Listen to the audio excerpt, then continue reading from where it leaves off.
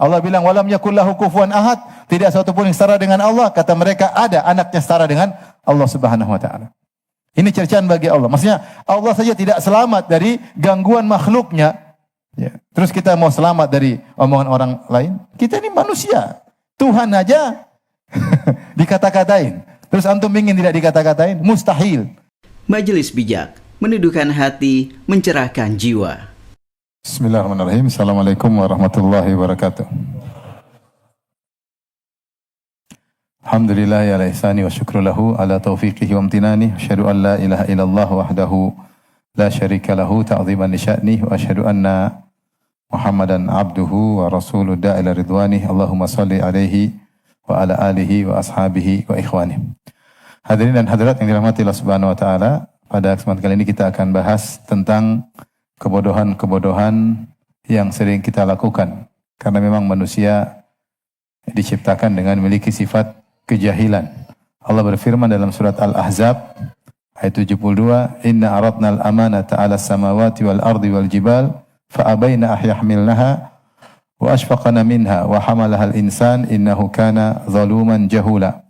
Sesungguhnya kami menawarkan amanah kepada langit, kepada bumi dan kepada gunung, namun mereka enggan untuk memikul amanah tersebut dan mereka khawatir ya tidak bisa menunaikan amanah tersebut. Wa hamalahal insan, adapun manusia menerima amanah tersebut dan memikulnya. Kemudian kata Allah di akhir ayat, innahu kana zaluman jahula. Sementara manusia zalum, suka berbuat zalim. Jahul itu sangat jahil. Jahul itu sering berbuat kejahilan ya. Jahul maknanya sering jahil. Ini adalah hukum asal manusia yang sering berbuat kejahilan. Apa saja kejahilan-kejahilan, kebodohan-kebodohan yang sering kita lakukan? Yang pertama, bahwasanya seorang ketika dia bermaksiat, maka sungguhnya dia adalah sedang melakukan kejahilan. Dan Allah Subhanahu wa taala dalam banyak ayat menyebutkan orang yang berbuat maksiat adalah orang yang jahil. Seperti dalam surat An-Nisa ayat 17, Allah berfirman, "Innamat taubatu 'alallahi lilladzina ya'maluna as-su'a bijahalah." Sungguhnya taubat Allah berikan kepada orang-orang yang melakukan keburukan atau kemaksiatan bijahalah. Bijahalah di sini adalah wasfun lazim atau wasfun kasyif. Maksudnya orang yang melakukan maksiat pasti bodoh ya. Kemudian juga Allah sebutkan dalam surat Al-An'am ayat 54, kata Allah Subhanahu wa taala, "Kataba rabbukum ala nafsir rahmah annahu man amila minkum su'an bijahalatin tsumma taba min ba'dihi wa aslah fa annahu ghafurur rahim." Yaitu siapa yang di antara kalian melakukan kemaksiatan dengan kejahilan.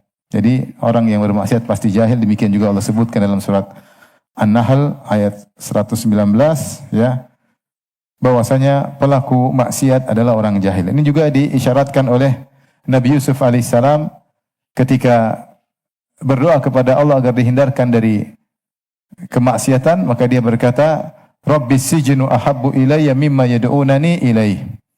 Wa illa tasrif anni kaidahunna asbu ilaihinna wa akun minal jahilin."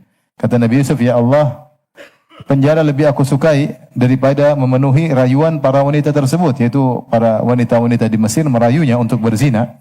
Rayuan yang hebat ya. Nabi Yusuf takut ya. Maka dia lebih senang di penjara daripada mendengar rayuan-rayuan tersebut.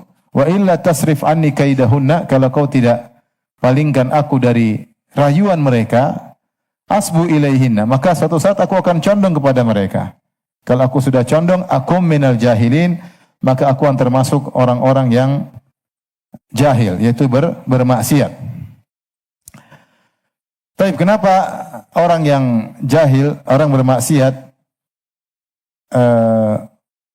disebut orang jahil ya? Banyak sebabnya ya.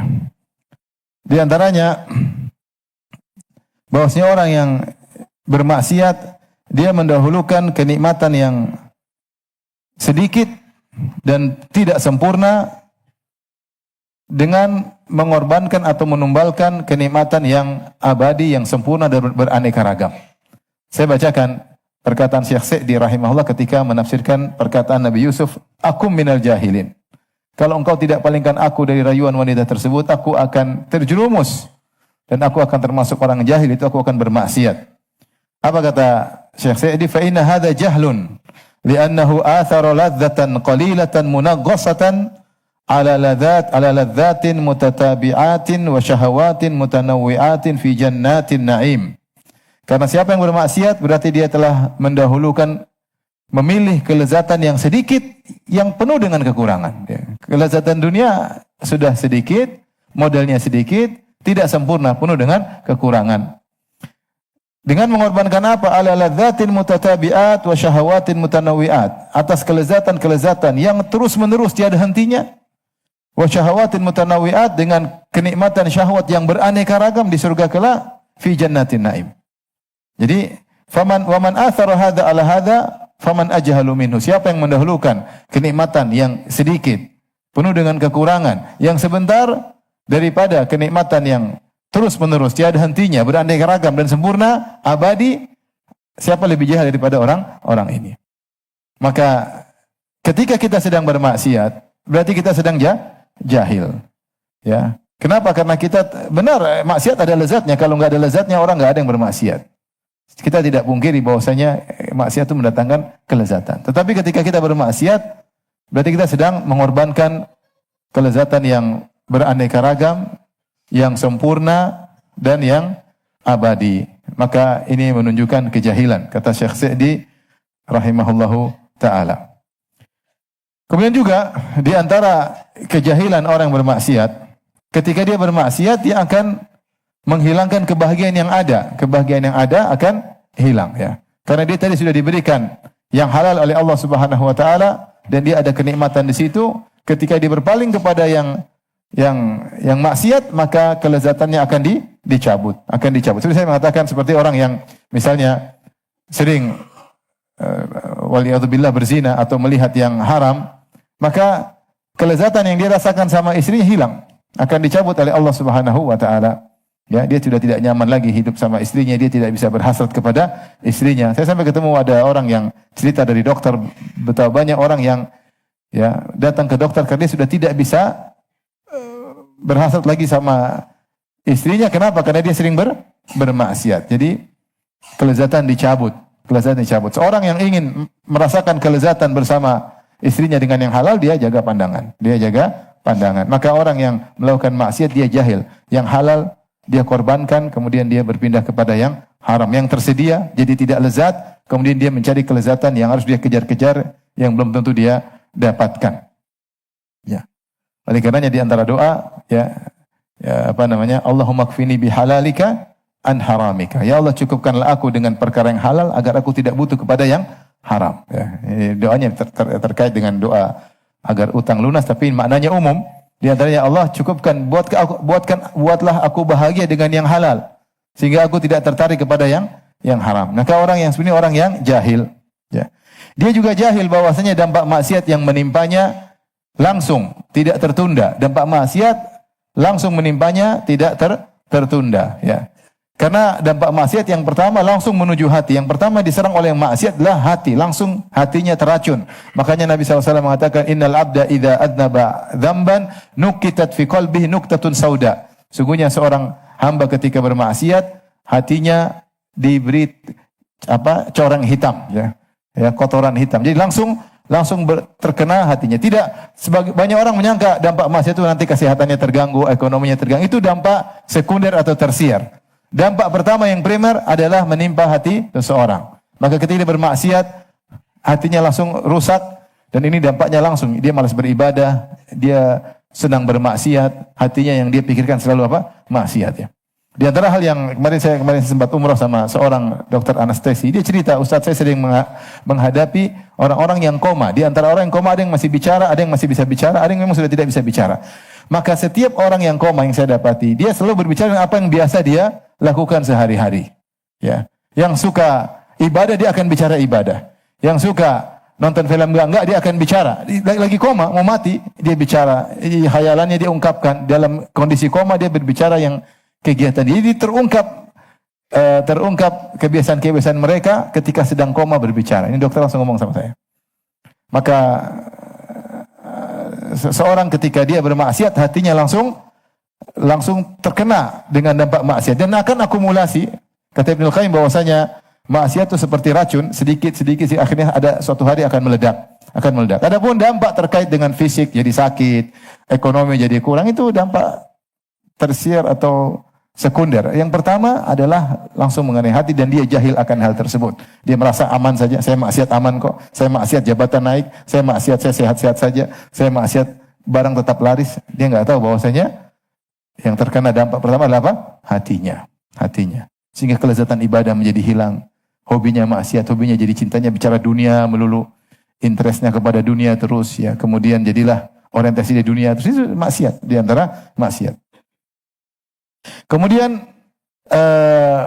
dia jahil, kenapa? Karena dia sering menunda taubat. Dia tidak tahu bahwasanya kematian datang kapan saja, tidak menunggu jadwal taubatnya, sehingga dia nanti saja saya taubat, tahu-tahu dia meninggal sebelum bertobat ya.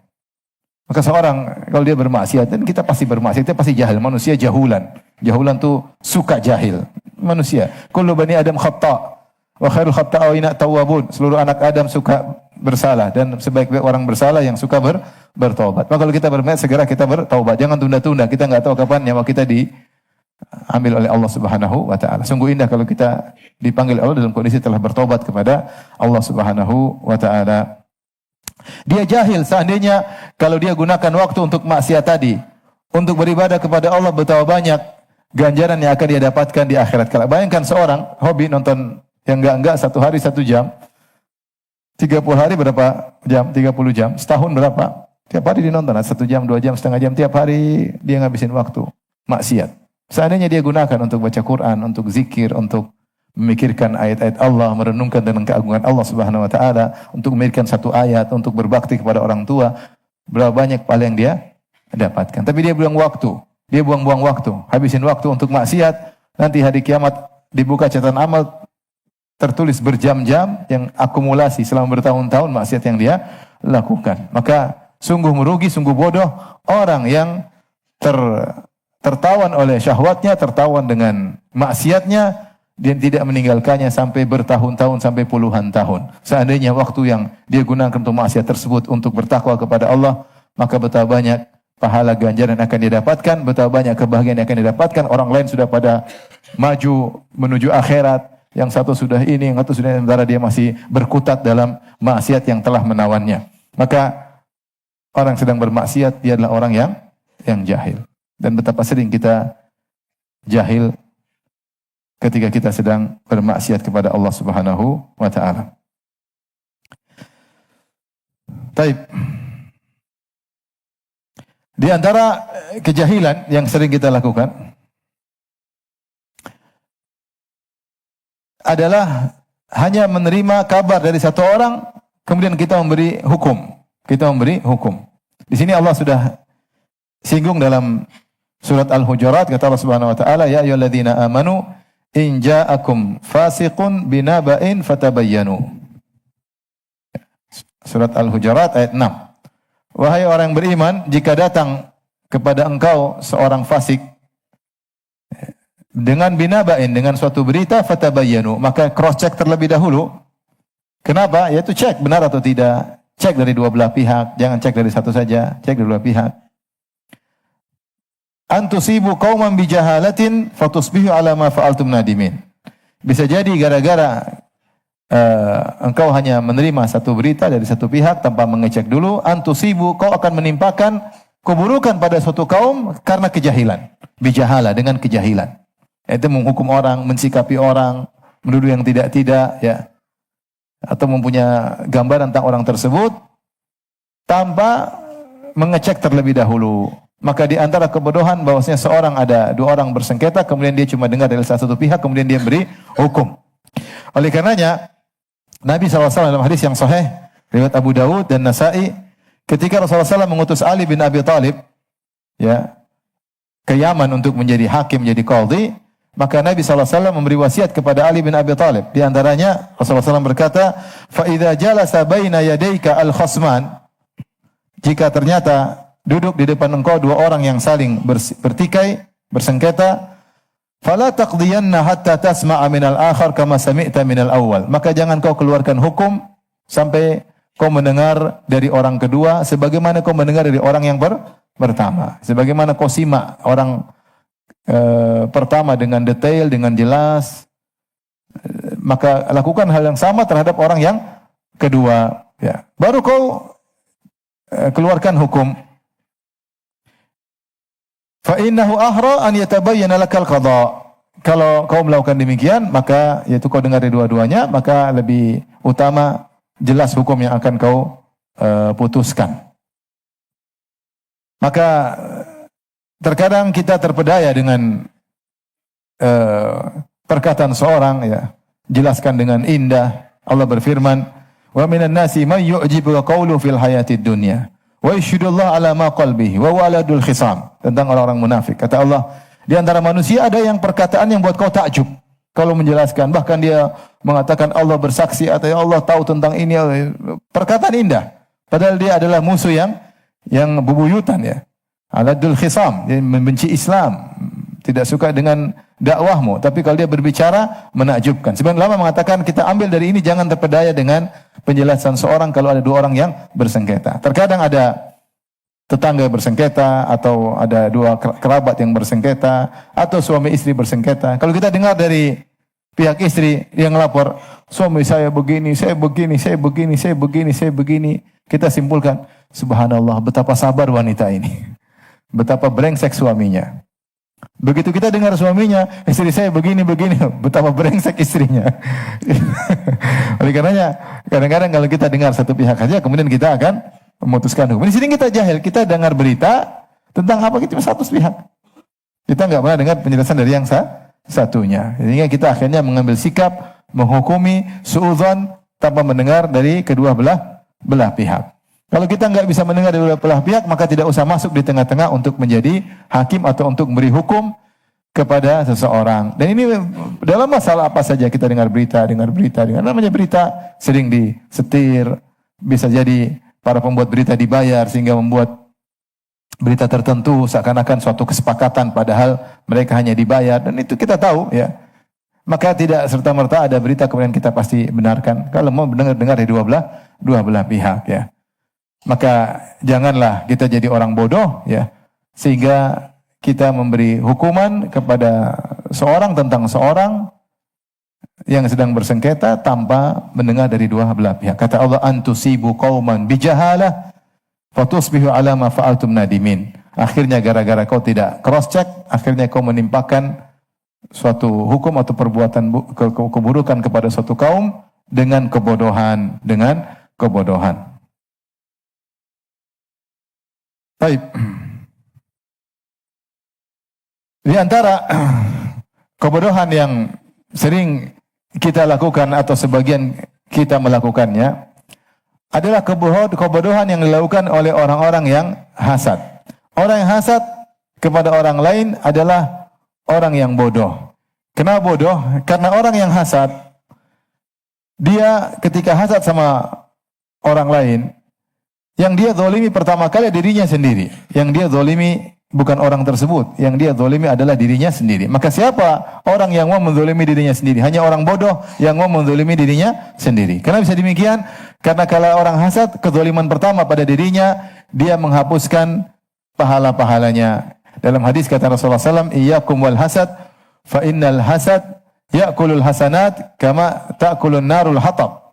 Hati-hatilah kalian dari hasad, karena hasad akan memakan pahala-pahala sebagaimana api yang bakar kayu bakar. Api yang bakar kayu bakar. Hadis ini tentu ada yang mengatakan dhaif, ada yang menjadikan dalil, tapi secara makna dia benar. Ulama sepakat maknanya benar. Karena orang hasad, dia biasanya kemudian berbuat zalim dengan ngata-ngatain orang tersebut, menjatuhkan orang tersebut, sehingga ketika dia menzalimi orang tersebut, dia yang terzalimi. Kenapa? Karena pahala dia kemudian menjadi hilang.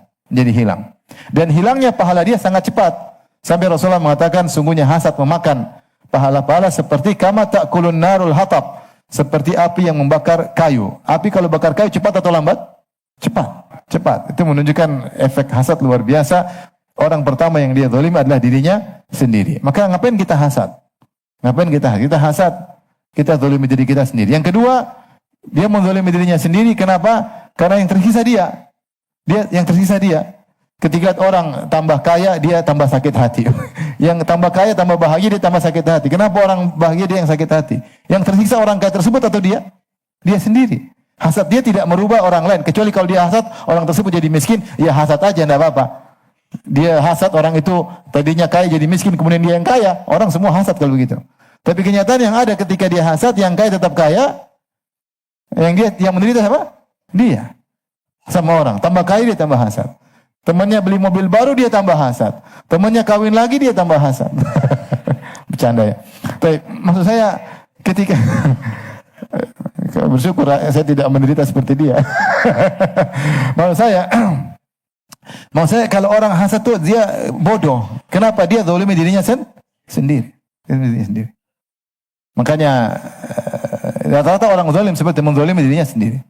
Seperti orang ghibah. Orang ghibah orang yang bodoh juga. Oleh karenanya Al-Ghazali menyebutkan dalam perumpamaan dia bilang orang yang ghibah seperti orang yang sudah bikin istana besar, kemudian dia bikin ketapel besar dari batu, kemudian setiap dia ghibah, dia tembakkan ketapel batu tersebut untuk merobohkan bangunan yang sudah dia bangun. Setiap dia ghibah, istana yang dia bangun dia hancurin.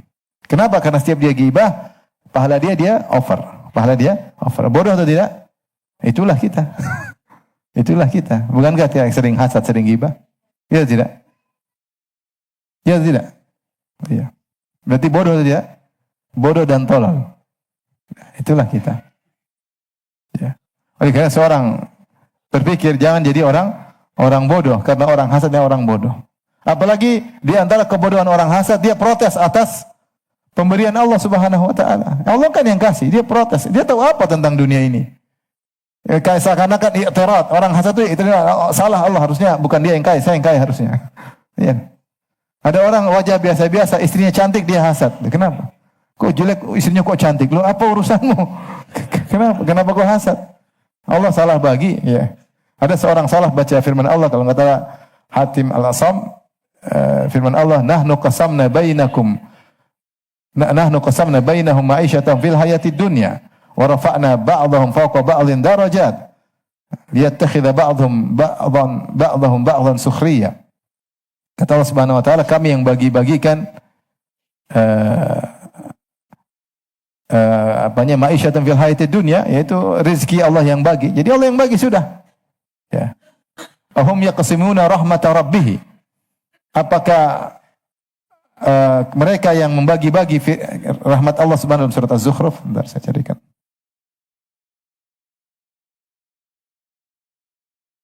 Surat Az-Zukhruf ayat 32, ahum yaqsimuna rahmata rabbik nahnu qasamna bainahum ma'isyatan fil hayatid dunya. Apakah mereka yang bagi-bagi pemberian Rabbmu? Yang bagi-bagi Allah yang bagi-bagi, bukan urusan mereka. Ya. Ketika ada seorang salah baca ayat ini, dia bilang sudah, yang bagi rezeki, yang bagi ketampanan, yang bagi kecantikan, yang bagi kepintaran, yang bagi fisik, yang bagi kesehatan, Allah Subhanahu wa taala. Ngapain saya protes? Saya ridha dengan apa yang Allah berikan kepadaku. Maka orang yang hasad, dia protes kepada Allah yang alimul khabir, yang maha tahu, yang maha berilmu, al-hakim, yang maha bijak. Sementara dia apa? Ilmu enggak ada, ilmu cetek, bodoh, bahlul, geblek, semua lengkap pada dirinya.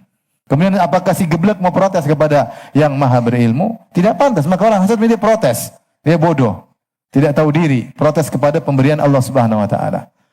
Allah yang bagi, dia mau bilang salah, ya Allah, bukan begitu harusnya. Harusnya begini. Masa dia wajahnya pas-pasan, istrinya cantik, saya ganteng, istri saya pas-pasan. Harusnya ketukar. Masa dia goblok, hartanya banyak, saya pintar, harta sedikit. Subhanallah. Ya terserah Allah mau kasih. Allah yang lebih tahu. Allah lebih tahu. Allah bagi berbagai rezeki, terserah Allah. Dengan berbagai ujian pun Allah bagi. Ya, kau yang tampang pas-pasan, ujian sedikit. Yang ganteng, ujiannya banyak. Benar atau tidak? Yang pas-pasan gini ujian sedikit. Itu kalau ganteng, cewek datang, ini datang, pamer ketampanan, pamer ini, pamer anu. Kalau pas-pasan apa yang mau dipamerin? Oleh karenanya nggak usah hasad. Hasad itu goblok, protes kepada yang maha berilmu. Baik. Di antara kegoblokan, kejahilan yang sering kita lakukan adalah selalu meratapi masa lalu, menyedihkan masa lalu yang tidak bisa kembali lagi, ya. Yang tidak bisa kembali lagi, ya. Wala tahzanu, Allah sendiri mengatakan jangan bersedih, ya. Sedih, ya. Maka Rasulullah berdoa, Allahumma a'udzubika minal hammi wal hazn wal ajzi wal kasli. Allah aku berlindung kepada Engkau dari al-ham dan hazn. Ham itu kekhawatiran masa depan atau yang sedang kita hadapi. Khawatir gini, khawatir gini, khawatir gini. Itu memang sulit kalau kita hadapi ada masalah, kita ham, gelisah, stres. Sebenarnya ham. Mikirin diri kita, mikirin anak kita, mikirin putri kita, mikirin banyak, mikirin ekonomi kita, itu namanya ham. Satu namanya hazan. Hazan itu masa lalu yang sudah berlalu, yang menyedihkan. Selalu kita ingat, selalu kita ingat. Kalau kita baca dalam Al-Quran maupun hadis, rata-rata penyebutan sedih selalu dilarang atau dicela, ya. Wala tahinu, ya. Wala tahzanu, janganlah bersedih, kata Allah Subhanahu wa taala. Apa kata Nabi Muhammad kepada Abu Bakar? La tahzan innallaha ma'ana. Jangan bersedih, sungguhnya Allah bersama kita. Ketika orang-orang beriman akan meninggal dunia, malaikat berkata, Allah takhafu wa la tahzanu. Jangan khawatir, jangan bersedih. Syaitan suka kita bersedih. Innama najwa minasyaitan liyahzunal ladzina amanu. Sungguhnya bisik-bisik dari syaitan untuk membuat orang beriman bersedih. Kata Allah, la tahzan alaihim, jangan sedih atas mereka. Jadi banyak, tidaklah datang sedih-sedih. Tentu sedih boleh kalau ada batasannya. Tetapi kalau berlebih-lebihan, ini tercela. Makanya para ulama di antara Imam Syafi'i melarang orang untuk takziah lebih dari 3 hari. Kalau ada orang meninggal, takziah 3 hari cukup. Kenapa? Kata Imam Syafi'i, ali anna dzalika yujaddidul husna. Karena takziah lagi hari keempat, hari kelima, hari ketujuh memperbaharui kesedihan. Sementara seorang mukmin tidak boleh bersedih lama-lama. Kenapa? Kalau bersedih lama-lama banyak kemaslahatan yang akan dia terbengkalai, tidak bisa dilakukan. Orang terlalu sedih, misalnya seorang wanita, anaknya meninggal, terlalu sedih, dia nggak bisa ngurus suaminya. Dia nggak bisa ngurus suaminya. Dia nggak, kemaslahatnya banyak yang hilang. Dia belajar juga susah, terlalu sedih. Ya, mikir anaknya terus hingga susah baca Quran. Ya. Ngurus anak-anak yang juga susah, ngurus suami terbengkalai. Jadi banyak kemaslahatan yang hilang. Laki-laki terlalu sedih, cari uang juga susah. Ya, menghadapi orang juga susah. Kenapa? Tertimpa kesedihan yang berlarut-larut. Padahal apa yang telah terjadi tidak bisa kembali lagi. Makanya Rasulullah melarang mengatakan seandainya. Kata Rasulullah SAW, fa inna law, ya, wa in asabaka syai' fakul masya Allah, qadarallah masya Allah, ya, atau masya sya'a, ya. Ya. Kalau kau sudah berusaha ternyata tertimpa suatu, katakan qadarallah wa masya fa'al. Bahwa ini semua takdir Allah dan ini semua kehendak siapa? Allah. Wala taqul law anni fa'altu kada wa kada lakana kada wa kada. Dan jangan bilang coba waktu itu saya begini, tentu tidak begini. Coba kalau dulu waktu saya begini, tentu akan begitu. Rasul bilang jangan. Fa inna law taftahu amala syaitan. Karena law membuka pintu-pintu syaitan. Syaitan akan buat sedih. Syaitan akan buat kita menyesal berlebihan. Syaitan buat kita protes kepada takdir Allah. Syaitan akan mengatakan kenapa bilang sama Allah, kenapa kau gitukan saya? Syaitan membuka pintu ini sehingga keimanan orang bisa goyang dan tidak akan pernah kembali apa yang sudah lalu. Maka di antara kebodohan adalah berharap yang sudah lalu kembali lagi. Anak udah meninggal mau hidup lagi nggak bisa. Ya sudah. Sedih boleh, tapi tidak boleh lama-lama. Makanya di antara kebodohan ada misalnya seorang wanita anaknya meninggal. Setelah meninggal kemudian dia taruh foto anaknya terus di HP dia. Dia taruh boneka anaknya terus di kamar dia. Dia balik nangis. Lihat suaminya nangis lagi. Lihat boneka nangis. Ini ngapain seperti ini? Menyiksa diri. Kebodohan. Ya. Tidak akan, seandainya kau nangis kembali lagi, oke lah. Tapi kalau kau sedih berlebihan, apalagi sampai merobek-robek baju, kemudian mukul-mukul wajah, tidak akan kembali. Sudah berlalu. Itu sudah takdir Allah Subhanahu wa taala. Di balik semua musibah ada hikmah. Ya. Makanya Rasulullah mengatakan, ya, laisa minna man darabal khududa wa syaqqal juyuba wa da'a bid'al jahiliyah. Bukan dari golongan kami orang tatkala terkena musibah kemudian tampar-tampar pipinya, robek-robek bajunya dan menyeru dengan seruan jahiliyah. Karena tidak ada faedahnya. Seakan dia protes kepada keputusan Allah dan perbuatannya tersebut tidak akan mengembalikan apa yang sudah terjadi. Masa lalu tidak bisa kembali. Setiap detik yang lewat tidak bakalan kembali. Tidak bakalan kembali. Ada yang ada di depan kita, ada yang ada di hadapan kita. Waktu yang lalu tidak akan kembali. Dan tadi mengharapkan suatu yang lalu akan kembali kebodohan. Di antara kebodohan, sedih berlebih-lebihan menghalangi kita dari banyak kemaslahatan. Hidup cuma sebentar. Jangan rusak kebahagiaan sebentar ini dengan kesedihan yang berlarut-larut. Udah. Dan ini kuncinya cuma apa? Beriman kepada takdir. Ma asaba min musibatin fil ardi wala fi anfusikum illa fi kitabin min qabli an nabra'aha. Dalam ayat yang lain, illa biiznillah. Illa fi kitabin min qabli an nabra'aha inna dzalika 'ala Allah yasir. Likai la ta'sau 'ala ma fatakum wa la tafrahu bima atakum. Tidak ada musibah yang menimpa, baik di atas muka bumi atau menimpa diri kalian. Menimpa diri kalian, keluarga kalian, harta kalian, fisik kalian, ekonomi kalian, harta kalian. Illa fi kitabin min qabli an nabra'aha. Semuanya sudah tercatat di Lauhil Mahfuz sebelum Allah mewujudkan musibah tersebut. Sebelum Allah mengeksekusi musibah tersebut. Sudah Allah catat. Tidak akan berubah. Rufi'atil aqlam wa jaffatis suhuf. Ketika pena mencatat, Allah angkat pena, lembaran sudah kering, tidak bisa ditipex, tidak bisa diganti. Akan terjadi. Ma akhta'aka lam yakun liyusibak. Apa yang Allah catat tidak akan mengenaimu, tidak akan menimpamu. Wa ma asabaka lam yakun liyukhti'ak. Apa yang Allah tetapkan akan menimpamu, kau tidak bisa menghindar, tidak bisa. Allah mengatakan semua sudah tercatat di Lauhil Mahfuz. Likai la ta'sa inna dzalika 'ala Allah yasir. Itu mudah bagi Allah. Buat planning seperti itu, buat rencana dituliskan kemudian terjadi. Itu mudah bagi Allah. Likai la ta'sau 'ala ma fatakum. Agar kalian tidak putus asa atas apa yang telah luput dari kalian. Ini diantaranya. Apa yang sedih berkepanjangan? Udah musibah. Di balik musibah ada pahala, ada ganjaran, angkat derajat, rif'alid darajat. Macam-macam. Saya ketemu kawan mau bunuh diri. Terkena musibah. Ustaz, saya mau bunuh diri, Ustaz. Saya udah gak kuat. Terus. Akhirnya saya bilang sama istri saya, ada gak bisa minum apa? Baygon, ambil baygon. Saya bunuh diri. Ini nyata nih. Baygon. Terus ngobrol, gimana ini baygon langsung mati nggak? Kadang mati, kadang nggak, Bi. Kalau nggak mati, lebih musibah lagi sama malu. Cari yang bikin mati. Subhanallah. Sampai dia nggak kuat dengan musibah, dia pengen bunuh diri. Subhanallah. Sampai kemudian dia ketemu dengan temannya si kafir nyaman, santai. Pagi-pagi tidur sampai jam 7. Dia pagi-pagi sudah bangun sholat subuh, tapi dapat musibah. Ini santai-santai nyaman-nyaman. Tapi kata dia, iman saya goyang, Ustaz. Sampai akhirnya saya nonton perdebatan Islam dengan yang lainnya, agar saya yakin ini agama salah, meskipun dia hidup nyaman. Subhanallah. Maksud saya, kalau kurang beriman dengan takdir, seorang bisa bunuh diri. Ya. Maka dia tahu ini semua sudah takdir Allah, dia pasti mengenainya, dan inilah mengangkat derajatnya, membersihkan dosa-dosanya, dia akan tenang menghadapinya. Maka di antara kebodohan kita merefresh kembali kesedihan-kesedihan kita. Enggak perlu. Kalau datang tidak kita inginkan, ya kita bilang innalillahi wa inna ilaihi raji'un.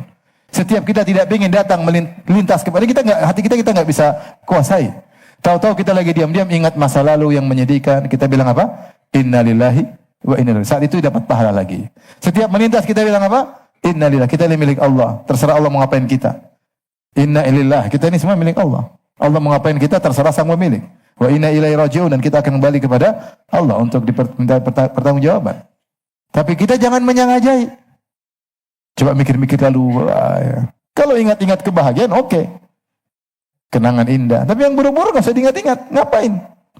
Sudah kau susah bahagia, merasa nggak bahagia, bikin lagi musibah. Goblok atau tidak? Goblok, bahlul. Ya. Maka di antara kebodohan seorang merefresh kembali masa lalu yang menyedihkan hanya untuk menyusahkan dirinya. Tidak usah.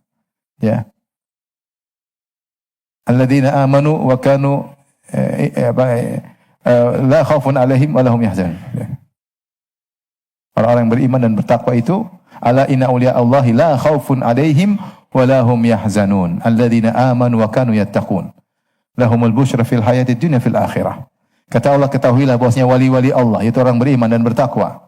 La khaufun alaihim wa lahum yahzanun. Tidak usah khawatir atas mereka. Wa lahum yahzanun, mereka tidak bersedih.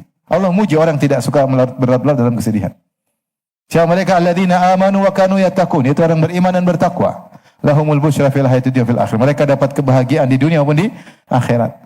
Jadi di antara ciri orang-orang beriman tidak berlarut-larut dalam kesedihan. Maka jangan menjebak diri antum dalam kesedihan. Kita semua tidak ada hidup ketawa terus ya. Semua kita ada ujiannya. Ya tidak? Ada yang diuji dengan anaknya, ada yang diuji dengan orang tuanya, ada yang diuji dengan apa? Istrinya, ini istrinya katanya, diuji istrinya. Ada yang diuji dengan suaminya, ada yang diuji dengan istri-istrinya, ada yang diuji dengan anak-anaknya, semua orang diuji. Diuji dengan tetangganya, diuji dengan temannya berkhianat. Ujian ada. Sedih boleh, tapi jangan berlarut-larut. Orang bodoh yang selalu refresh kesedihannya. Jangan, itu bukan ciri orang beriman. Orang beriman sudah qadarullah wa masya fa'al. Saya fokus ke depan. Ngapain saya kunci kebahagiaan saya? Buang masa lalu ke depan. Apa yang terjadi pelajaran, tidak terulang lagi. Ambil pelajaran. Ke depan cahaya akan terbit, hari baru akan muncul. Ya. Cari kebahagiaan. Cari kebahagiaan. Taib. Yang sekarang berapa? Berapa? 5. Di antara kebodohan adalah mengharapkan semua orang mencintaimu. Itu bodoh. Ya. Tidak ada. Tidak mungkin semua orang mencintaimu. Pastikan di dunia ada yang mencintaimu, ada yang membencimu. Tidak ada semua orang cinta sama kamu. Tidak ada. Tidak akan selamat. Jangankan kita, Allah Subhanahu wa Ta'ala tidak selamat. Ada orang-orang yang mencaci Allah. Lihat orang-orang Yahudi, ya, yang mengatakan yadullahi maglulah, gullat aidihim, walu'inu bima qalu, bal yadahum mabsutatani. Orang Yahudi berkata tangan Allah terbelenggu, ya. Tangan mereka lah yang terbelenggu, mereka lah yang pelit. Bal yadahum mabsutatani yunfiqu kaifa sya'. Bahkan kedua tangan Allah terbentang memberi infak kapan saja Allah kehendaki. Inna Allah fakir wa nahnu agniya. Orang Yahudi berkata, Allah fakir, kami yang kaya. Perkataan ngeri. Allah tidak selamat. Yang mengatakan Allah punya anak banyak. Yahudi mengatakan Uzair ibn Allah. Wa qalatil Yahudu Uzair ibn Allah. Yahudi berkata Uzair anak Allah. Wa qalatil Nasara al-Masih ibn Allah.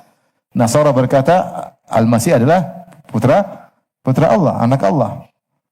Dzalika qaulun bi afwahim yudahiuna qalladziina kafaru min qabla. Seperti orang-orang musyrikin sebelumnya mengatakan malaikat-malaikat banatullah, putri-putri Allah. Ya. Allah mengatakan syatamani ibnu Adam wa lam yakun lahu dzalik. Anak Adam mencaciku dan tidak boleh baginya untuk mencaciku. Amma syatmuhu iyaya, adapun caciannya kepadaku yaqulu inna liya waladan. Dia berkata aku punya anak. Allah tidak selamat. Allah bilang dia Maha Esa, enggak, kau punya anak. Allah bilang qul huwallahu ahad, lam yalid, qul Allahu samad, lam yalid wa lam yulad. Allah Maha Esa, tidak melainkan dilahirkan, kata mereka Allah punya anak. Allah bilang walam yakul lahu kufuwan ahad, tidak satu pun yang setara dengan Allah, kata mereka ada anaknya setara dengan Allah Subhanahu wa taala.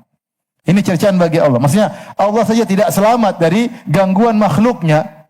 Ya. Terus kita mau selamat dari omongan orang lain? Kita ini manusia. Tuhan aja dikata-katain. Terus antum ingin tidak dikata-katain? Mustahil. Hanya orang bodoh yang ingin tidak dikata-katain. Antum siapa? Nabi Muhammad SAW. Akhlaknya luar biasa. Lembutnya luar biasa. Jujurnya luar biasa. Rahmatnya luar biasa. Semuanya lengkap. Paket lengkap Rasulullah SAW. Selamat dari cacian manusia? Enggak, dikata-katain. Dituduh-tuduh oleh orang kafir, orang Yahudi, semua dulu menjelek-jelekan Rasulullah SAW. Terus antum ingin selamat? Enggak mungkin. Karena di dunia ini ada pertarungan antara hak dan batil. Dan mungkin antum bisa membuat ridho dua kelompok. Karena dua kelompok ini saling kontradiktif. Tidak mungkin bisa bergabung dua hal yang kontradiktif. Maka berharap kita semua disukai oleh orang, enggak mungkin, mustahil. Ya, mustahil. Makanya Imam Syafi'i berkata, ridwan nas ghayatun la tudrak. Sungguhnya keridhaan manusia seluruhnya adalah tujuan yang tidak mungkin tercapai. Adapun ridha Allah ghayatun tudrak. Adapun keridhaan Allah bisa kau capai.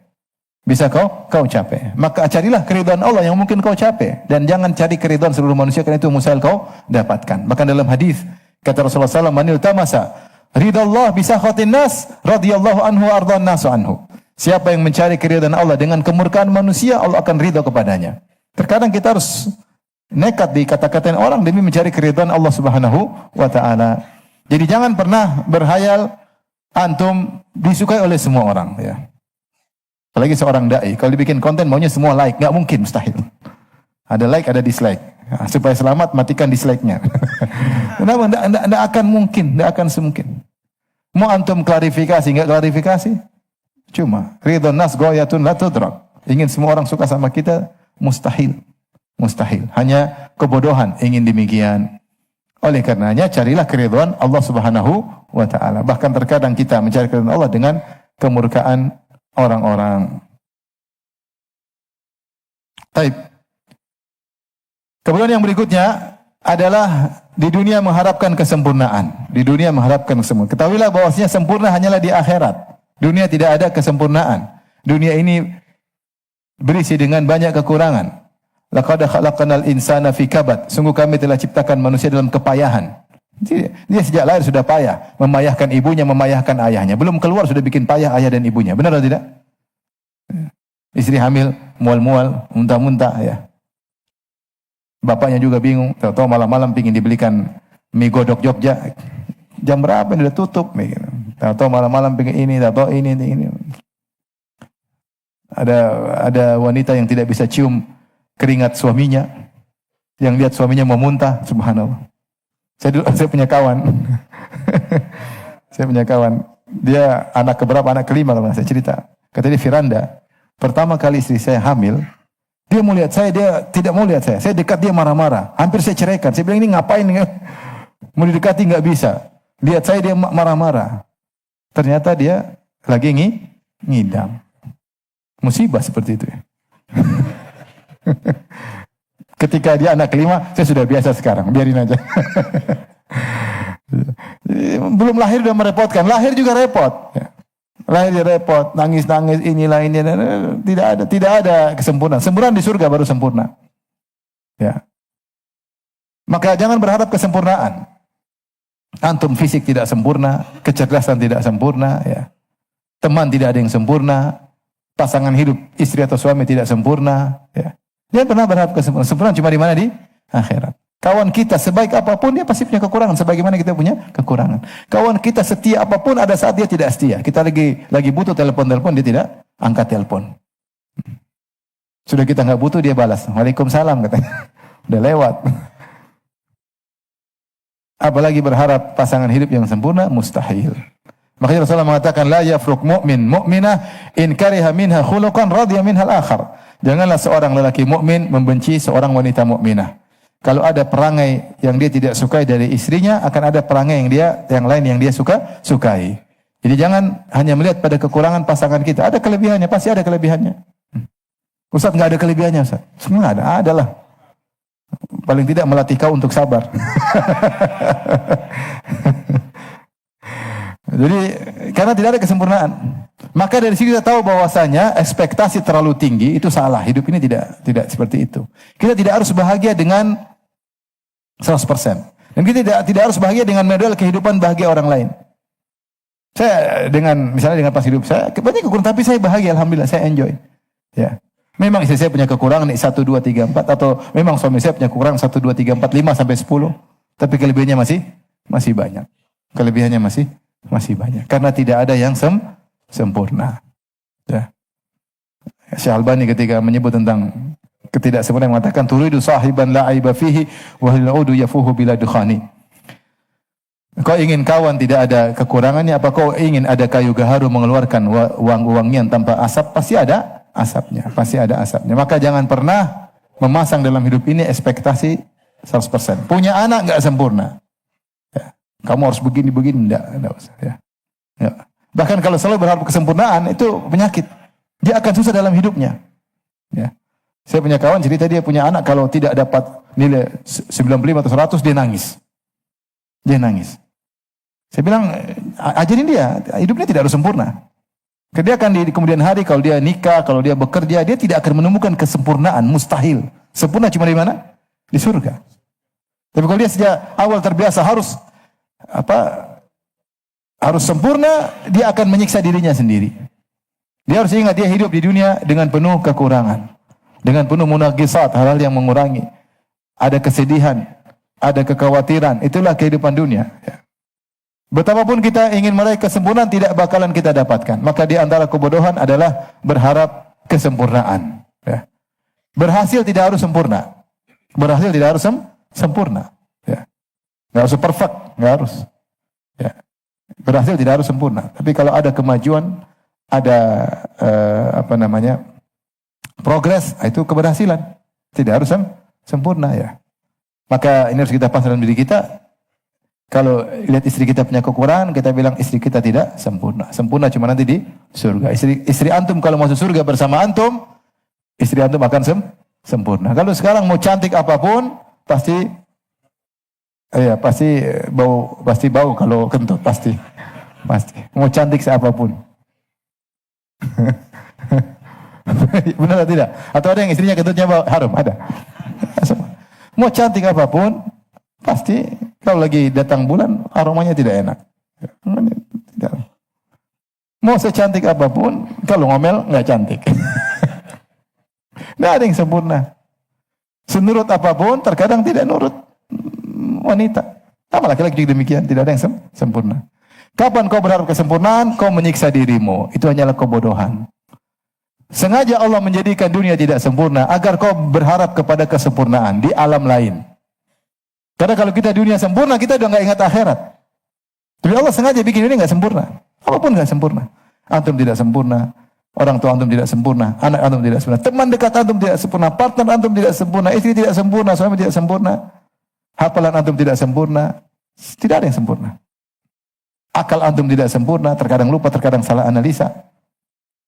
Agar antum merindu dengan sesuatu yang sempurna yang cuma ada di surga. Maka jangan pernah berharap kesempurnaan, dan kebahagiaan tidak harus sempurna. Saya sering sampaikan, misalnya ada orang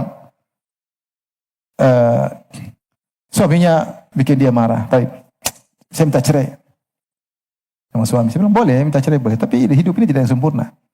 Coba kau pilih. Sekarang kau anti sudah tua, misalnya sudah umur 50. Anti kalau cerai, apakah ada suami yang mau nikahi lagi? Mungkin ada umur 80 mungkin, karena 50 masih muda. Bagi 80, 50 cewek muda. Tapi kalau umur 60 ya mungkin kalau menikah ya mungkin, tapi susah lah, maksudnya apalagi banyak sekali bunga-bunga bertebaran ya.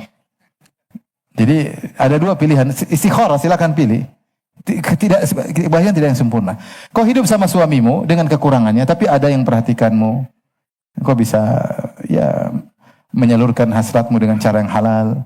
Masih ada yang bisa temani. Mungkin dia ngomel-ngomel, oke lah ya. Atau kau pisah, tidak ada yang mengayomimu. Pilih mana? Pikir. Laqad khalaqnal insana fi kabad. Kami telah ciptakan manusia dalam kepayahan. Tidak ada yang tidak payah, semua payah. Semua payah. Ketika kita turunkan ekspektasi kita, kita akan lebih mudah bahagia. Kita akan lebih mudah bahagia. Maka jangan, kalau tidak sempurna, sempurna atau tidak, ini kebodohan. Kalau tidak sempurna, tidak usah, ini kebodohan. Ya kalau nggak usah hidup kalau gitu, tidak ada. Mau hidup sempurna di akhirat, di sini nggak bisa sempurna. Maka dengan demikian kita akan beritahu standar kebahagiaan tidak harus sempurna. Ya, kalau miskinnya hidup sama pasangan hidup cuma kebahagiaan 70%, oke lah, daripada 0%. 70% jalanin. Ada pernah seorang umahat, dia curhat. Ustaz, suami saya kalau sudah marah Ustaz, dia bilang saya binatang, hewan, dia maki-maki saya. Kadang dia bilang wanita pezina. Wah, saya bilang, boleh saya minta cerai? Boleh. Saya bilang, Masya Allah. Ya wajarlah. Siapa enggak sakit hati suami bilang gitu? Hewan lah, apalah. Terus saya bilang sama dia, emang sering begitu Bu? Enggak sih Ustaz, setahun sekali. Kalau setahun sekali sabar. Anggap dia lagi gila, saya bilang. Kalau cuma setahun sekali sabar, anggap lagi gila. Lah iya, setahun sekali apa susahnya? Atau 6 bulan sekali, cuma 2 tahun sekali itu hari lebaran, lagi gila. Kalau tiap minggu ya minta cerai aja nggak apa-apa. Ya lu cuma setahun 2 kali, setahun sekali. Sabar aja Bu. Ya benar Ustaz. Iya benar, ngapain? Satu lagi datang suami istri. Ustaz, suami saya Ustaz nangis. Ustaz, suami saya kenapa? Main game terus Ustaz. Nggak pernah ini ngaji, malas main game terus Ustaz. Saya bilang, Mbak ya antum jangan gitu. Aneh perhatian sama istri, main game istri. Mbak, suami ini apain? Azan. Subhanallah. Ya azan silakan. Bismillahirrahmanirrahim. Alhamdulillah, salatu wassalamu ala Rasulillah wa ba'd. Lanjutkan bahwasanya kita sampai pada kisah tadi 2 pasangan suami istri yang mengeluhkan suaminya yang sering main game. Setelah itu saya nasihati suaminya, kemudian saya bilang sama istrinya, wahai Bu, apakah suami Salat Ustaz, alhamdulillah. Minum khamar enggak, merokok enggak. Main game iya, main perempuan enggak. Saya bilang alhamdulillah, ibu bersyukur cuma main game. Banyak orang suaminya main perempuan. Ya, artinya tidak ada yang sempurna. Tinggal dinasihati, jalani kebahagiaan sambil dinasihati. Bukannya berarti kita terima tidak ada perubahan, kita ingin perubahan, tapi kita mensyukuri yang ada. Bahwasanya hidup ini tidak ada yang sempurna. Kemudian di antara kebodohan yang juga disebut oleh sebagian ulama, yaitu melihat yang haram, ya, sehingga berhasrat tapi tidak bisa merasakannya. Berhasrat tapi tidak bisa merasakannya. Ya. Semakin melihat yang haram semakin tersiksa. Semakin tersiksa.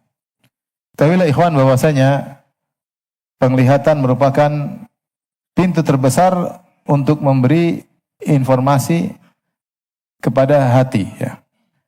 Al-Qurtubi berkata, al-basaru huwal babul akbar ilal qalb wa amaru turuqil hawasi ilaihi. Pandangan adalah bab terbesar, pintu terbesar yang mengantarkan kepada hati. Dan inilah jalan yang paling ramai yang masukkan ke hati. Kita bisa banyak hal dari dengar, ya, dari meraba informasi masuk ke hati. Tapi yang paling cepat adalah apa? Pandangan. Paling cepat dan paling mengena dan paling lengket. Itulah pandangan. Wa bihasabi dzalika as-suqutu min jihatihi. Karena itu banyak orang terjatuh gara-gara lewat pandangan. Wa wajib at-tahdhiru minhu, maka harus waspada dari pandangan. Wa ghadduhu wajibun an jami'il muharramat, dan menundukkan pandanganlah wajib atas segala perkara yang haram. Wa kulli ma yukhshal fitnatu min ajlihi, dan harus wajib menundukkan pandangan di segala perkara yang dikhawatirkan bisa menimbulkan fitnah. Ini berkata Al-Qurtubi. Jadi kita harus waspada karena yang menjadi patokan pilihan Allah adalah hati, ya. Dan hati ini yang paling beri efek paling besar dari panca indera adalah apa? Mata. Langsung masuk, ya. Sumber informasi hati apa? Inna sam'a wal basara, ya. Yaitu pendengaran, penglihatan. Raba, mendengar, menghayati, memikirkan, semua masuk ke. Tapi yang paling melekat adalah pandangan. Paling melekat dan paling banyak. Ibnu Qayyim berkata, "Wan nadharatu taf'alu fil qalbi ma yaf'alu sahmu fir ramiyah. Fa illam taqtulhu jarahathu." Sungguhnya pandangan yang haram itu memberi efek kepada hati seperti panah yang memberi efek kepada hewan buruan. Kalau tidak membunuh hewan buruan tersebut, maka akan melukainya. Maka demikian pandangan haram. Sungguhnya seorang kalau melihat, ya, yang haram, maka sungguhnya ada panah iblis yang menancap ke hatinya. Kalau tidak mematikan hatinya, maka akan merusak hatinya, meracuni hatinya. Dan kalau sudah masuk, sulit untuk dicabut. Jadi dicabut. Oleh karenanya, ketika masuk panah tersebut akan menimbulkan racun. Betapa banyak orang terjebak dengan kecanduan gara-gara panah iblis. Kalaupun dia sudah bertaubat, itu efeknya luka tersebut tidak bisa dia lupakan. Terkesan puluhan tahun apa yang pernah dilakukan, dia masih ingat terus, ya. Waliyadzubillah. Oleh karenanya penyair berkata, "Ya ramiyan bisihamil lahdhi mujtahidan, antal qatilu bima tarmi fala tusibi." Wahai orang yang melepaskan panahnya, yaitu panah iblis, yaitu memandang, mujtahidan, sungguh-sungguh mengamati, sungguhnya engkaulah yang terbunuh dengan apa yang kau panah tersebut, maka jangan kau lepaskan pandanganmu. Wa ba'ithu tarfi yartadu shifa'a lahu, ihbis rasulaka la ya'tika bil atabi. Orang yang melepaskan pandangannya ingin mencapai kepuasan, ya. Tapi apa yang terjadi? Bukan puas, maka akan membawa kembali malapetaka kepada dirinya. Jadi orang yang dia ingin melihat dengan puas-puas, justru tidak puas, dia semakin menderita. Dia semakin menderita karena dia tidak bisa mencicipi, ya, cuma ngeliat, waduh, tapi nggak bisa dicicipi. Ngiler-ngiler nggak bisa dicicipi. Kalau es krim bisa kita cicipi. Kalau cewek gimana? Beli istri orang, cewek, dunia maya, apa yang mau kita? Nggak ada. Makin buat menderita, makin kecanduan, makin menderita, makin susah. Ya. Apa kata Imam bin Muflih Al-Hambali dalam kitabnya Al-Furu', dia berkata, "Wal yahdharil aqil," orang yang berakal bukan bodoh. Waspada itlaqal basar. Waspada dari mengumbar pandangan. Fa innal aina tara ghairul maqdur alaihi. Sungguhnya mata melihat sesuatu yang tidak dia mampu. Ini sesuatu yang indah tidak bisa didapatkan. Ya. Ala ghairi ma huwa alaihi, dan dia melihat yang tidak aslinya. Orang sering melihat sesuatu, iblis datang menghayalkan dia luar biasa. Asli tidak demikian. Cuma karena itu maksiat, iblis menghiasi. Iblis sudah bersumpah dalam Al-Quran, iblis mengatakan, la uzayyinanna lahum fil ard wa la ughwiyannahum ajma'in. Sungguh aku akan menghiasi maksiat bagi mereka di atas muka bumi, aku akan hiasi. Makanya Rasulullah mengatakan, innal mar'a tuqbilu ala surati syaitan wa tudbiru ala surati syaitan. Wanita itu terlihat dari depan dalam bentuk syaitan, terlihat dari belakang seperti bentuk syaitan. Maksudnya apa? Syaitan menghiasi. Sehingga menimbulkan hasad bagi orang yang melihat. Hakikatnya tidak demikian. Ya, hakikatnya tidak demikian. Tapi mata menjadikan memandang sesuatu yang tidak pada hakikatnya dan tidak bisa dia kuasai. Tarahu ajmalu manzaran. Kau lihat dia sangat indah, sangat luar biasa, sangat manis rasanya, ya. Sangat indah mungkin kalau didekati. Mimma indaha minal qaril halal. Lebih indah daripada yang dia punya yang halal, ya. Bandingkan istri saya, kalah. Apalagi orang sering nonton film Korea, waduh. Perempuan cantik-cantik, istrinya donat gosong. Harusnya tadi donat gula, manis, ketika itu terlalu putih, ini jadi apa? Gosong. Jadi yang halal jadi hilang. Padahal lebih ini daripada itu. Cuma demikian setan menghiasi. Dia belum coba aja. Kalau coba neraka jahanam itu.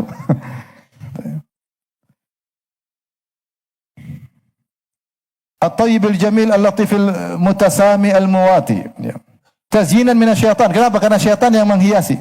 Wa talbisan minhu, syaitan yang membuat rancu, ya. Liyuhawwila dzalikal maftun minal halalil tahir ilal haramil khabith. Agar setan ingin memindahkan dia dari yang halal yang baik, dipindahkan kepada haram yang buruk. Setan menghiasi. Banyak. Jadi maksiat itu biasanya cuma kalau setan menghiasi indah, terlihat indah, akhirnya seorang terjerumus. Yang benar-benar indah yang baik dia buang. Kata orang apa? Rumput tetangga lebih apa? Lebih hijau. Aw liyukarrihahu bil halal alladhi indahu. Atau setan menghiasi maksiat agar dia benci terhadap halal yang ada dia miliki. Wa yuhabbibahu bil haramil ladzi la yahillu lahu, dan setan buat dia cinta kepada yang haram yang tidak halal baginya. Wa li anna an-nafsa tamilu ila ghairi ma alifat, karena jiwa itu condong kepada yang belum dia coba. Ingin tahu. Sehingga kayaknya lebih bagus itu padahal yang dia miliki indah. Wa tatlubu ghairu ma arafat, dan mencari apa yang dia belum kenal.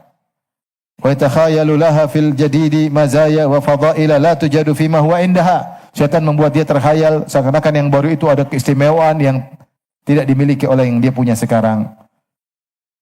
Fa inna syaitana li fasadihi wa ifsadihi yurika anna ma laysa indaka ahsan wa afdalu mimma indak. Maka syaitan karena ingin merusak, dia menjadikan apa yang bukan milikmu lebih indah daripada yang kau miliki. Berkata penyair, kam nazratin fatakat fi qalbi sahibiha fatkasihami bila qausin wala watarin. Betapa banyak pandangan haram yang menghabisi hati pemiliknya.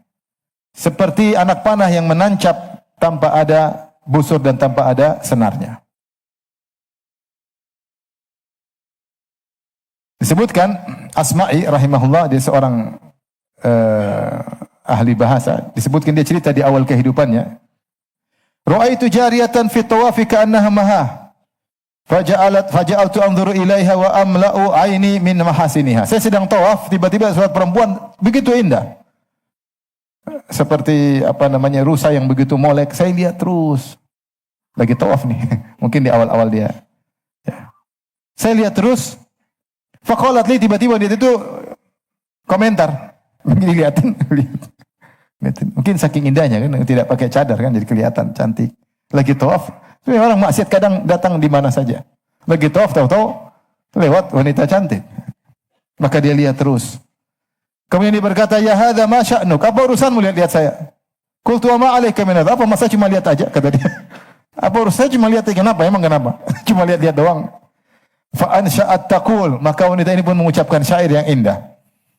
Dia berkata, wa kunta mata arsalta tarfaka ra'idan liqalbika yawman at'abatkal manadhiru. Kapan kau melepaskan pandanganmu untuk mencari-cari, ya, mencari kelezatan, kenikmatan, menyenangkan hatimu, maka pada suatu hari pandangan-pandangan tersebut akan menyesakkan hatimu, akan melelahkan hatimu. Itu karena kau lihat bukan berarti hilang, filenya ada terus. Dan dia tidak bisa cicipi. Baik kalau kau lihat terus kau nikahi, oke lah. Kau lihat doang, tidak bisa diapa-apain. Kalau es krim bisa kita beli nggak? Bisa. Kalau makhluk halus, gimana? Bisa. Apalagi makhluk dunia maya. Ya. Ra'aita alladhi la kullahu anta qadirun alaihi wala an ba'di anta sabiru. Engkau telah melihat sesuatu yang tidak bisa kau miliki sesungguhnya, bahkan sebagian tidak bisa kau sabar. Tidak bisa melihat kau berhasrat. Engkau tidak bisa apa-apa, kau tidak bisa sabar, sementara tidak bisa kau cicipi, tidak bisa kau rasakan. Sungguhnya yang menderita adalah dirimu sendiri. Maka seorang yang melepaskan pandangannya, dia sedang menyiksa dirinya sendiri. Yang dengan pemandangan yang tidak bisa dia cicipi, tidak bisa dia rasakan. Sehingga mengorbankan kelezatan yang halal yang ada pada miliknya, jadilah kehidupannya dengan penuh penderitaan. Hanya orang bodoh yang melakukan demikian. Dia punya istri yang tadinya bisa dia berhasrat dengan istrinya, dia bisa berlezat-lezat dengan istrinya, bisa bagi dengan istrinya, gara-gara dia sering memandang yang haram, yang halal tadi menjadi hambar. Sehingga tidak sana dia dapatkan, tidak di sini dia rasakan nikmatnya. Jadi menderita tidak? Menderita. Maka betapa sering kita bodoh, kita melepaskan pandangan kita. Menyaksikan kalau antum lagi scrolling di YouTube atau di mana, kemudian ada lewat cewek lagi vulgar, ya sudah lewatin aja, jangan kembaliin. Kayak apa sih? Jangan, itu setan. Lewat aja, astagfirullah. Dah. Kapan antum melihat, maka istrimu akan jadi hambar. Yang menderita antum sendiri. Antum sendiri.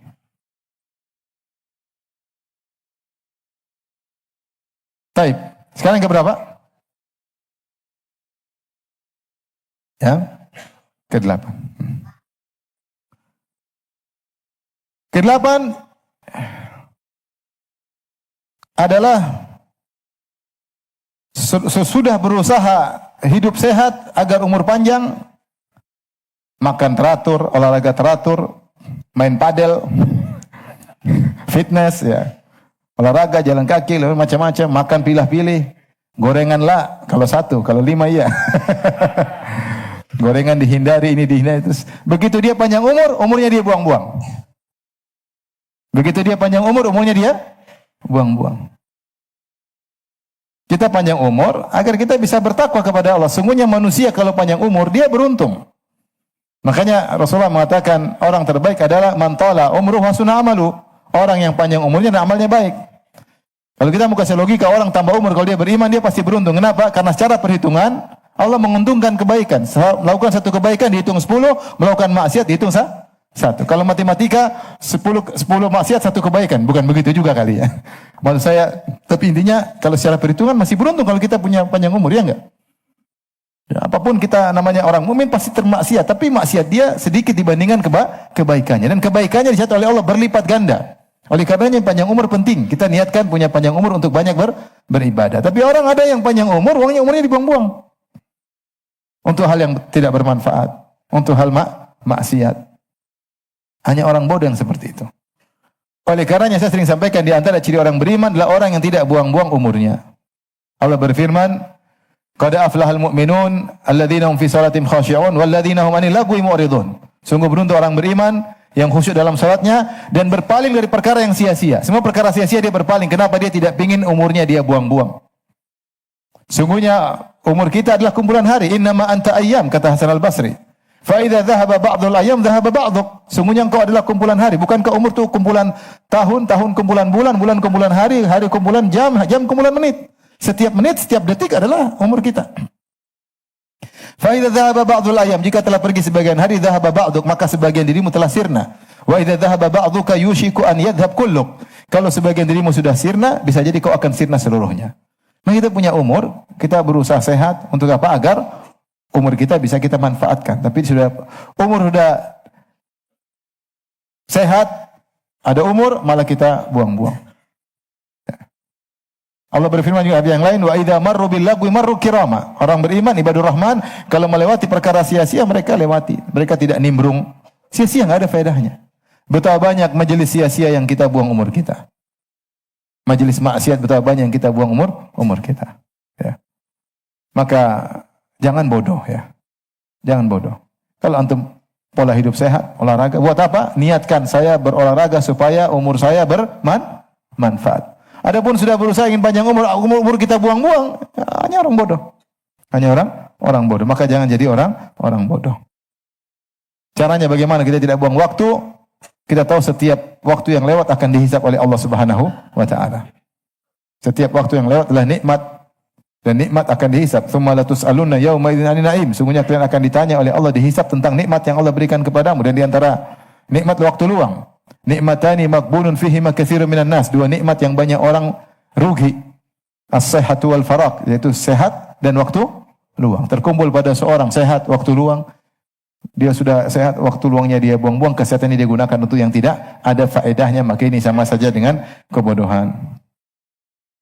Tapi di antara kebodohan yang berikutnya, yang keberapa? Mikirin urusan yang bukan urusan kita. Ini goblok ya. Rasulullah bersabda, min husni islamil mar'i tarkuhu ma la ya'nih. Di antara keelokan Islam seorang meninggalkan yang bukan urusannya. Jadilah seorang jangan bodoh ngurusin urusan yang bukan urusannya. Kenapa? Jika dia sibuk ngurusin urusan yang bukan urusannya, maka privasinya atau urusan yang penting baginya akan terbengkalai.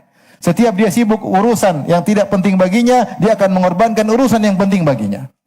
Orang kalau sibuk ngurusin orang, dia susah ngurus anak istrinya. Betapa sering kita ngurusin urusan yang bukan urusan kita.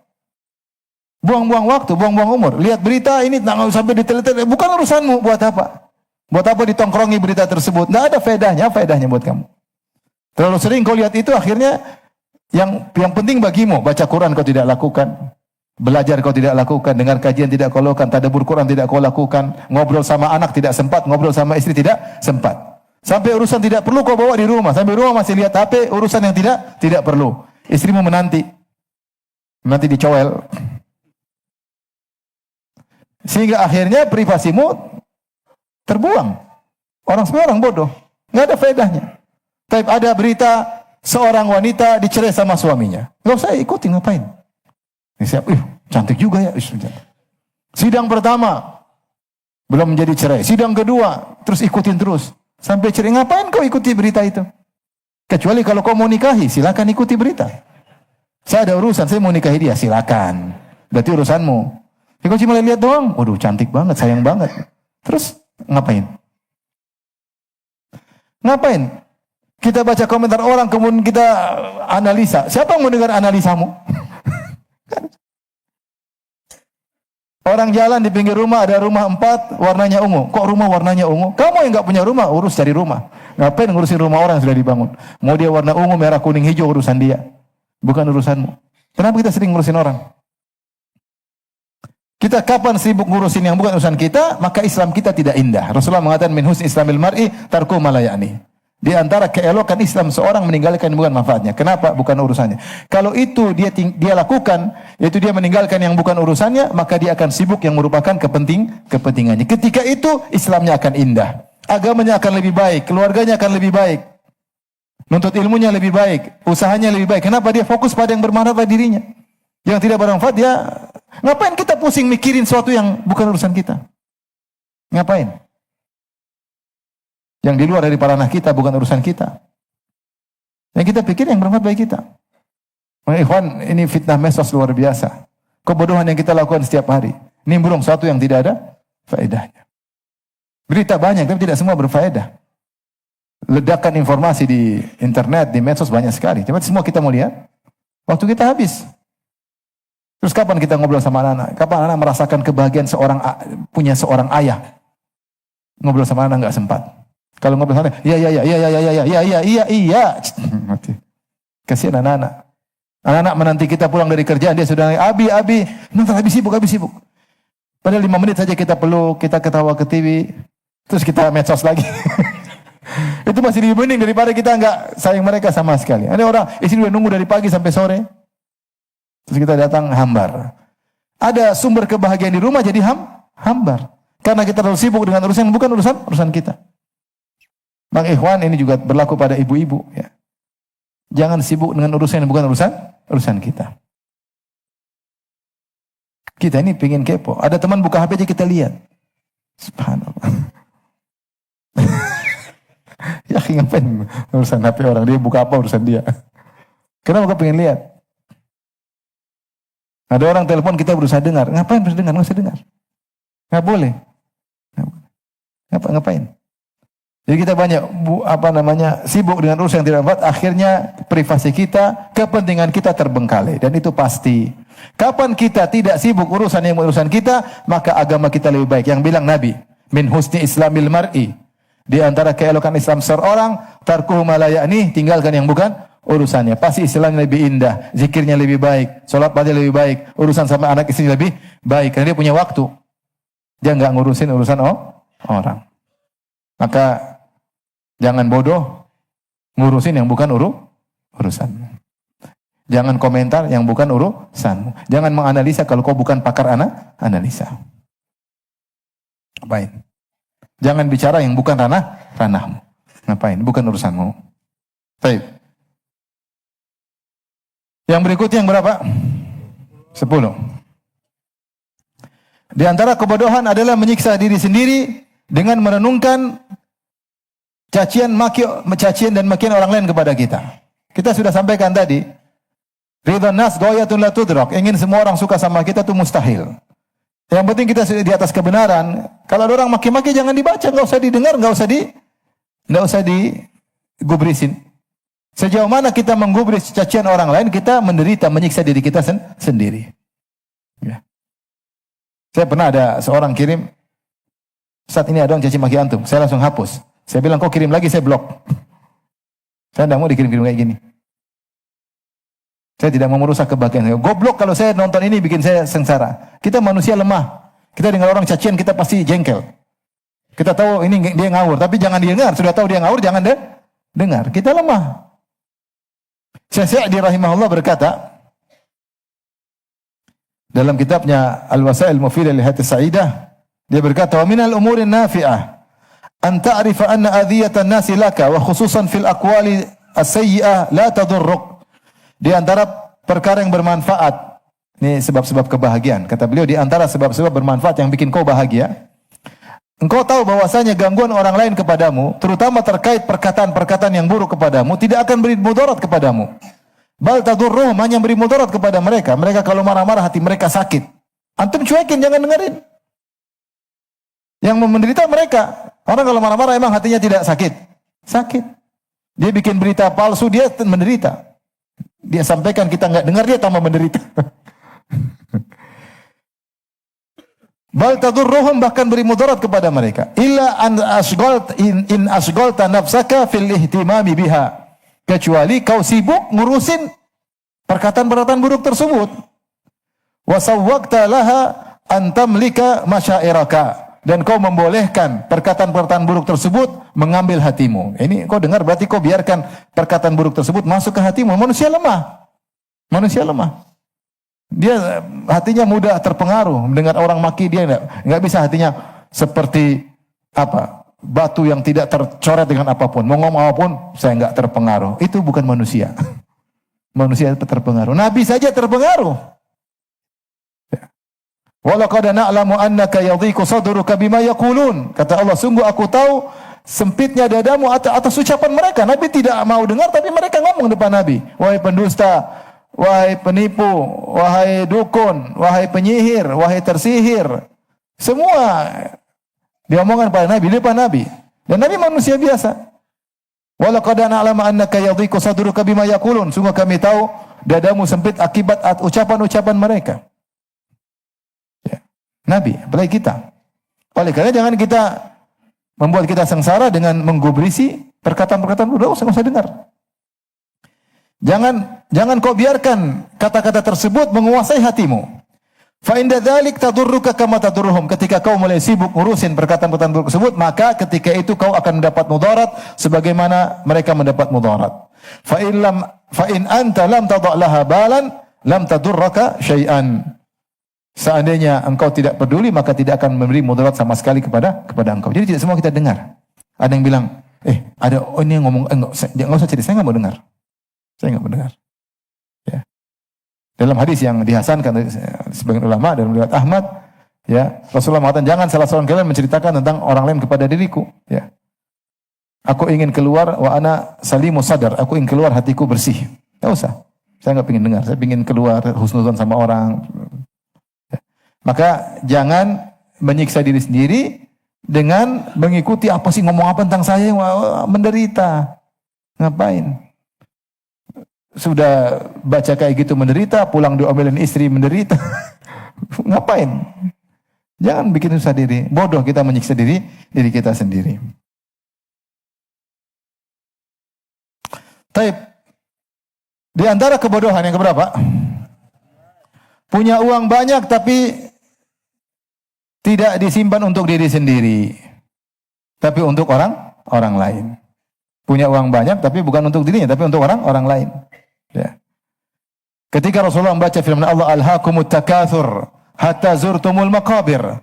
Sungguhnya kalian telah terlalaikan dari bermegah-megahan, berbanyak-banyakan, bangga-banggaan, rumah paling banyak, mobil paling banyak, motor paling banyak, emas paling banyak, duit paling banyak, bangga-banggaan, istri paling banyak, anak paling banyak, bangga-banggaan. Takatsur. Ya. Bermegah-megahan sampai membuat kalian lalai. Kapan kalian sadar? Hatta zurtumul maqabir, ketika masuk kuburan baru sadar.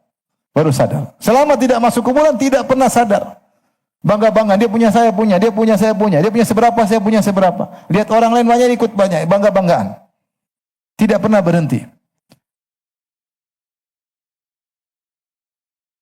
Kalau seorang anak Adam, lau yamliku ibnu Adam wadiyani min dhahab, ya. Kalau seorang ada Adam, ya, wa kana li ibni Adam wadiyani min dhahab. Kalau seorang Adam punya 2 lembah emas, labtagha thalithan, dia akan cari lembah yang ketiga. Wala yamlau jawfahu ila turab, dan dia tidak akan berhenti sampai pasir masuk ke mulutnya, baru dia berhenti. Kalau enggak dia enggak akan pernah puas dengan dunia. Tapi masalahnya yang dia nikmati cuma sebagian, dia kumpulin banyak-banyak ternyata buat orang lain. Kemudian setelah Rasulullah SAW berkata setelah baca firman Allah Alhaakumut takatsur, Rasulullah berkata, yaqulu ibnu Adam mali mali. Berkata anak Adam, hartaku hartaku. Wa hal laka ya ibnu Adam min malika illa ma akalta fa afnait. Tidakkah hartamu milikmu kecuali ini wahai anak Adam, yaitu apa yang kau makan kemudian sirna. Jadi tubuhmu, jadi kesehatanmu, jadi energimu. Aw labista fa ablait, atau yang kau pakai maka kemudian lusuh pakaian tersebut. Au tasaddaqta fa amdait, atau kau sedekah maka itu berlanjut di akhiratmu. Inilah hakikat hartamu sebenarnya. Apa yang kau makan, apa yang kau pakai. Yang ketiga apa? Yang kau sedekahkan. Yang akan menemani di kuburan yang kau sedekahkan. Yang tidak kau makan, yang tidak kau pakai, ya hanya menambah beban hisab pada hari kiamat kelak. Misalnya antum punya mobil 10, antum pakai berapa? Emang sekali jalan 10 langsung? 1 aja lah. Sisanya parkir. Kalau tidak dipakai, tambah hisab. Kumpul harta banyak-banyak, ya. Kalau tidak kita sedekahkan, tidak menemani kita dalam alam barzah. Makanya jadi orang bodoh, ya. Itu jadi harta kemudian hanya memperberat hisab kita, sementara istana di akhirat kecil. Kita ingin di sana besar-besar, ya. Silakan nikmati dunia, tapi jangan lupa di mana di akhirat. Harta kita sungguhnya apa yang kita makan, apa yang kita pakai, apa yang kita sedekahkan. Sisanya buat warisan. Sisanya buat siapa? Warisan. Entah nanti dipakai dengan kebaikan atau tidak, wallahu alam. Maka seorang mikirkan dirinya juga agar menyiapkan istananya di akhirat. Oleh karenanya, ya, Allah Subhanahu wa taala mencela orang-orang munafik yang di mana mereka mencari sebab kebahagiaan dengan harta yang banyak, tetapi ternyata tersebut malah menyusahkan mereka karena tidak beriman. Allah berfirman, "Fala tu'jibuka amwaluhum wala auladuhum, innama yuridullahu liyu'adzibahum biha fil hayatid dunya wa tazhaqa anfusahum wa hum kafirun." Wa tazhaqa anfusuhum wa hum kafirun. Kata Allah Subhanahu wa taala, maka janganlah kau takjub dengan harta mereka dan anak-anak mereka. Sungguhnya Allah ingin, innama yuridullahu ayyu'adzibahum biha fil hayatid dunya. Allah ingin mengadab mereka dengan harta mereka. Jadi ada orang tersiksa dengan harta. Kok bisa? Ketika tidak disertai dengan iman, ketika berlebih-lebihan. Saya bacakan perkataan Syekh Sa'di dalam tafsirnya. Wal muradu bil adabi huna, kata Allah, innama yuridullahu liyu'adzibahum biha. Sungguhnya Allah ingin menyiksa mereka dengan harta mereka. Kok bisa tersiksa dengan harta? Kata Syekh Sa'di dalam tafsirnya, yang dimaksud dengan siksaan di sini ma yanaluhum minal masyaqqah fi tahsiliha, yaitu kesusahan yang mereka rasakan dalam rangka untuk mencari harta. Emang cari harta enggak susah? Mikir, saham naik, bahagia, saham turun, pusing. Kebanyakan saham juga pusing ya. Banyak laporan, pusing, orang sudah tidur masih mikir ya. Semakin banyak perusahaan, semakin banyak pikiran, hati lemah. 5 cabang perusahaan, semakin 5 yang dipikirkan. Ini azab. Kalau tidak disertai iman, ini azab.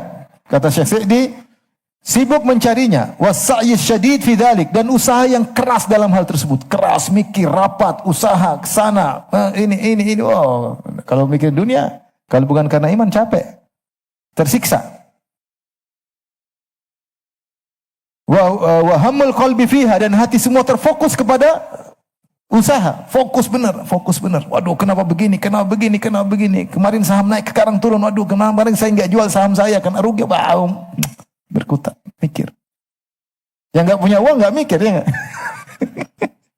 Makan selesai tidur. Kalau bukan karena Allah, menderita. Tapi kalau karena Allah enggak menderita. Saya mau sedekah, saya mau ini, saya bangun masjid, enggak menderita. Ini semua usaha karena Allah, tidak menderita. Tapi kalau karena dunia, murni dunia, menderita. Wa ta'abul badan, demikian juga badan letih kesana kemari. Pikiran letih, badan ikut letih. Susah tidur. Ya.